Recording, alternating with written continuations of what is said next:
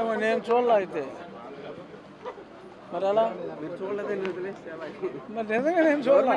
Warning ఇచ్చారు. అంత ఆయనకి అంత వార్నింగ్ ఇచ్చేంత అవసరం ఏముంది? అక్కడ వెళ్ళిన తర్వాత ఆయన్ని చేసుకోవద్దని ఎవరు ఆపలేదు. పర్యటనలో వైసీపీ ఇప్పుడు మహిళల మీద కామెంట్ చేస్తుందని నిరసనగా మహిళలు ధర్నా చేస్తుంటే వైసీపీ నాయకులు ఆ మహిళల మీద దాడి చేశారు. దాడిలో పోలీసులు మహిళలు నిరసన తెలియజేయడానికి వెళ్తే వైసీపీ వాళ్ళు దాడి చేశారు. జగన్ వస్తున్నాడని నిరసన తెలుపుతున్నారు మహిళలు నుండి. అది తట్టుకోలేక వైసీపీ నాయకులు కానీ కార్యకర్తలు కానీ మహిళల మీద దాడి చేశారు. ఓహో, ఆ దాడిలో పోలీసులు కూడా గాయాలయ్యారు. ఎట్లా చూస్తారు?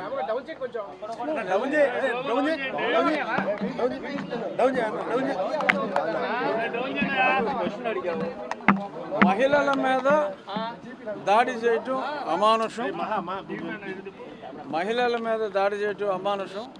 ఎందుకంటే వాళ్ళ మీద దారుణంగా దుర్భాషలాడి సాక్షి మీడియాలో, ఆ తర్వాత మరి సజ్జల రామకృష్ణారెడ్డి గారు మరి శంకరజాతువులు అన్నాడు ఆయన. వీళ్ళేమో ముందు మీడియాలో ఇకిలించుకుంటూ సకిలించుకుంటూ ఏ దేవుళ్ళు అని చెప్పి మాట్లాడుతూ ముస్లిం దేవుళ్ళ, క్రిస్టియన్ దేవుళ్ళ, ఏ దేవుళ్ళు అని చెప్పి ఆ పారిపోయినోడు ఇంకా దొరకల. మరి అతను మరి అలా మాట్లాడటం డెఫినెట్గా మహిళల ఫీలింగ్స్ హర్ట్ అని, మనోభావాలు దెబ్బతిన్నాయి. మరి మనోభావాలు దెబ్బతీయటం వెనుకున్న పార్టీ నాయకుడు వచ్చినప్పుడు శాంతియుతంగా నిరసన తెలియజేయటం గాంధీజీ నేర్పిన సిద్ధాంతం. మరి గాంధీవాదంతో వాళ్ళ నిరసన తెలియజేస్తే మరి వైసీపీ వాళ్ళు వాళ్ళ ఒరిజినల్ పోకడనే చూపెడుతూ మరి వాళ్ళ దాష్టికాలు మహిళల మీద చేయటం అనేది ప్రతి ఒక్కరూ ఖండించవలసిన విషయం. మరి అది చేస్తే మరి పోలీసులను కూడా గాయపరిచారంటే మరి ఇది చిన్న విషయం కాదు. మరి తప్పకుండా ఆ దాడి చేసిన వాళ్ళ మీద మరి ప్రభుత్వం తగు చర్యలు తీసుకుంటుందని నేను అనుకుంటున్నాను. ఆ విజువల్స్ చూడలే నేను.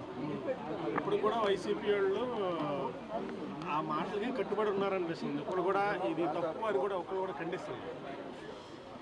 అదేనండి, ఇప్పుడు వాళ్ళ నైజం, వాళ్ళ ప్రవృత్తిని ప్రస్ఫుటంగా వాళ్ళు చూపెట్టుకున్నారు ఆ మీడియా ద్వారా. ఇక్కడ మళ్ళీ శాంతియుతంగా నిరసన తెలియజేయడానికి వచ్చిన వాళ్ళ మీద దాడి చేయటం ద్వారా వారి సంస్కృతి ఇది అని చెప్పి మరి ప్రజలకి మరొకసారి తేటతెల్లం చేస్తున్నారు. ప్రజలు అన్నీ గమనిస్తారు డెఫినెట్గా.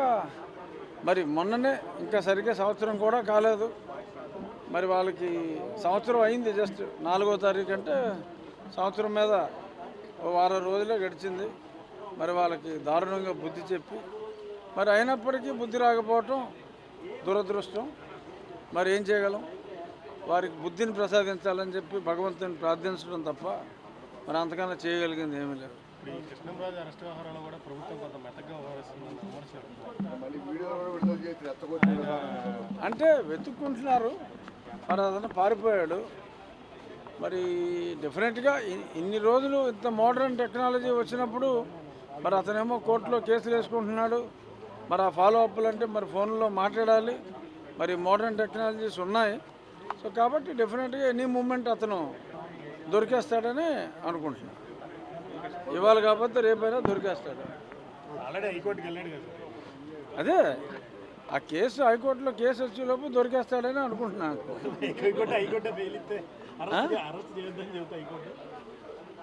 ఎందుకంటే అరెస్ట్ చేయొద్దని ఎందుకు చెప్తారు జనరల్గా? ఇప్పుడు అంత దారుణంగా కామెంట్ చేసిన వాళ్ళని రక్షిస్తుంది హైకోర్టు అని చెప్పి నేనైతే అనుకోను. ఎందుకంటే చెప్పలేం కదంటే హైకోర్టు వ్యూ ఎలాగైనా ఉండొచ్చు. కానీ మరి గతంలో మనం చూసిన దాన్ని బట్టి మరి ఇప్పుడు అలా చూసుకుంటే మరి అతన్ని అరెస్ట్ చేశారు కదా, కొమ్మినేని అరెస్ట్ చేశారు.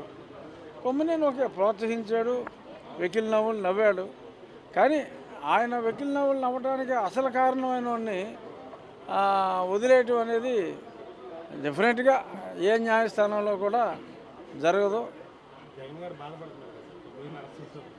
జగన్ గారి బాధ వర్ణనాతీతం.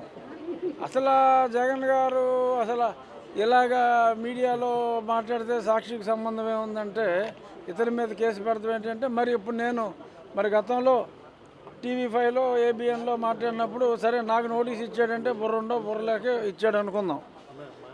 మరి ఆ యాజమాన్యాలిద్దరినీ కూడా మరి ఎందుకు ఇప్పుడు మాట్లాడింది నేను, వాళ్ళు నన్ను అడిగారు, ప్రశ్నలు అడిగారు, మాట్లాడాను. శ్రీనివాసలాగానే కొమ్మనేని శ్రీనివాసరావు లాగా వాళ్ళు యాంకర్లు, వాళ్ళ మీద కేసు పెట్టారు. మళ్ళీ ఇంకొక వితండవాదం ఏంటి, వీళ్ళు పిశాచాల రాక్షసుల శంకరజాతువులు అని చెప్పి సజ్జలు అన్నాడు. దేనికి? ఫోటోని చెప్పుతో కొట్టినందుకు. మరి అప్పుడు నా పార్లమెంట్లోని 7 అసెంబ్లీ నియోజకవర్గాల్లో మరి చెప్పులతో కొట్టించాడు, మరి బూట్లతో కింద ఫ్లెక్సీలు వేసి తొక్కించారు, కొన్ని వందల దిష్టి బొమ్మలు తగలబెట్టాడు. మరి అప్పుడు ఆడిని పిశాచంగాడని చెప్పి మనం ఎవరు అనలేదే. శంకరజాతోడే సజ్జల రామకృష్ణారెడ్డి శంకరజాతోడని నేను అన్నానా? అనలేదు కదా. మరి ఎందుకు అతను అలా మాట్లాడటం అనేది తప్పు. సంస్కారవంతంగా మేమున్నాం అప్పుడు, మరి ఇప్పుడేమో ఆయన సో నీవు నేర్పిన విద్య అన్నట్టు ఆయన చేసిన దాన్ని ఆయన నిర్దేశకత్వంలో అడ్వైజర్ కదా మరి ఆయన అడ్వైజర్ బట్టి వాళ్ళు చేస్తుంటారు. అప్పుడు నా ఫ్లెక్సీల మీద చెప్పులతో కొడతాం. మరి ఇలాగా వేసిలు అని చెప్పి తెరిస్తే పాలాభిషేకాలు చేస్తారా యాదవులిద్దరికి? చెప్పులతో కొట్టగా పాలాభిషేకాలు చేస్తారా? సో అది వారి విచక్షణ వదిలేయటం. ప్రభుత్వం సానుకూలంగా ఉంటుంది, సరైన చర్యలు తీసుకోలేకపోతే వారు రెచ్చిపోతున్నారనేది ప్రజల్లో ఉన్న అభిప్రాయం. ఏమండి, ఇతన్ని తీసుకొచ్చారు, ఆడు పారిపోయాడు, ఆడు దొరుకుతాడు, దొరికితేనేమో హింసించారంటారు, దొరకకపోతేనేమో వాళ్ళకి సానుకూలం అంటారు. వాళ్ళకి సానుకూలంగా ఎందుకు ఉంటుంది ప్రభుత్వం? డెఫినెట్గా మీరు చూస్తూ ఉండండి, రేపు పొద్దురికల్లా దొరికేస్తాడు. రేపు మాట్లాడుకుందాం. ఇండియా పాకిస్తాన్ ఉద్రిక్తతలపై లేటెస్ట్ అప్డేట్స్ కోసం డౌన్లోడ్ చేసుకోండి RTV Live యాప్.